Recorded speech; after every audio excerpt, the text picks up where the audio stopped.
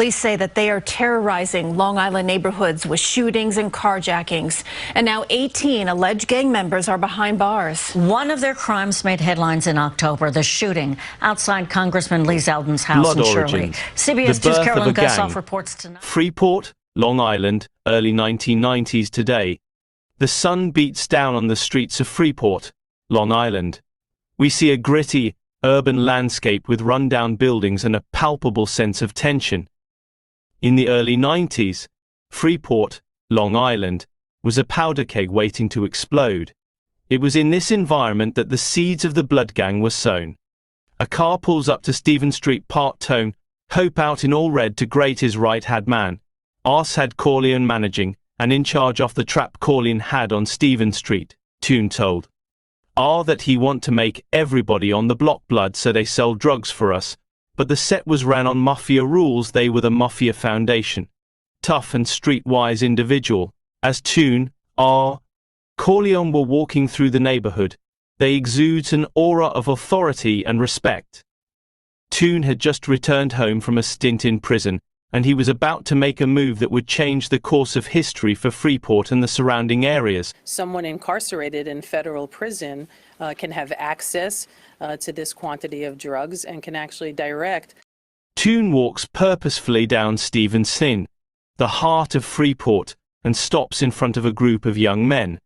They are the core members of Sex Money Murder, a local crew with a reputation for their willingness to do whatever it takes to survive. Tun brought the members of Sex Money Murder together and laid the groundwork for what would become the birthplace of the Bloods in Freeport. As the days pass, we see the influence of Tun and Sex Money Murder spreading throughout the neighborhood. Other blood sets begin to emerge, and alliances are formed. Freeport and nearby Hempstead fell under the UPN, with Hempstead claiming the moniker 9 Trey. Meanwhile, in neighboring Roosevelt and Westbury, tensions were rising as gangs aligned themselves with the West Coast. Cut to a series of intense and violent confrontations between the different factions as the struggle for power and control plays out on the streets. The rules were clear. All West Coast affiliates were considered enemies, and the Bloods in Freeport and Hempstead bombed on them without hesitation. We see the rival gangs engaging in intense street battles, with the sound of gunfire and the sight of graffiti-covered buildings becoming a stark reality of everyday life in these neighborhoods. Narcotics trade, especially in cocaine. And the sight of graffiti-covered buildings becoming a stark reality of everyday life in these neighborhoods. The Mez 13 gang made their presence known on the South Side. Over as well. Throughout the first few years, they established multiple MS cliques on Long Island, and right off the bat, they got into a major rivalry.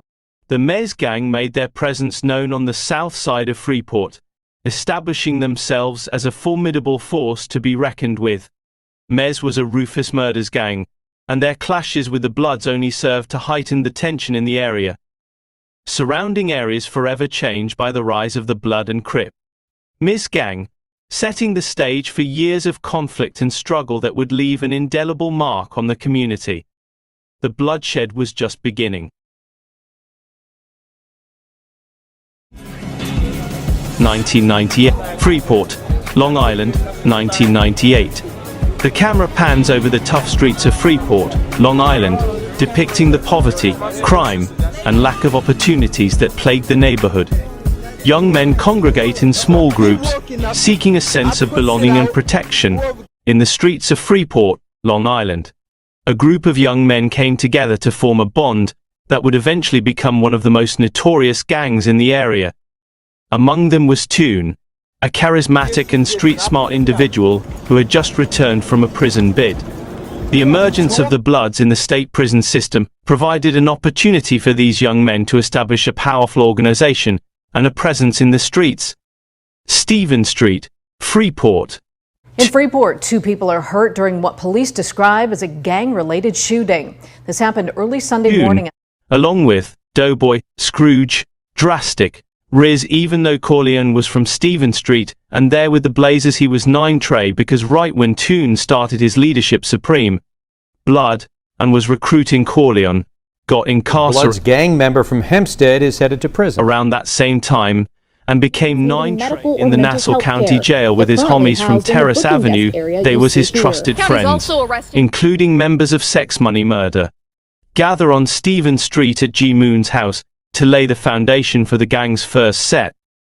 Stephen Street in Freeport became the birthplace of what would later be known as the set Sex Money. The group adopts the name Sex Money Murder from the original Sex Money Murder, located in the south section of the Bronx. Tun was good friends with Lead Pipe when they were both incarcerated in New York State Prison. Lead Pipe gave the green light to Tun to be Superior Blood and start Sex Money Murder in Long Island. Lead Pipe was high-ranking and one-off Pistols. Pete Day, one Sex Money Murder members at this time, later became a rat.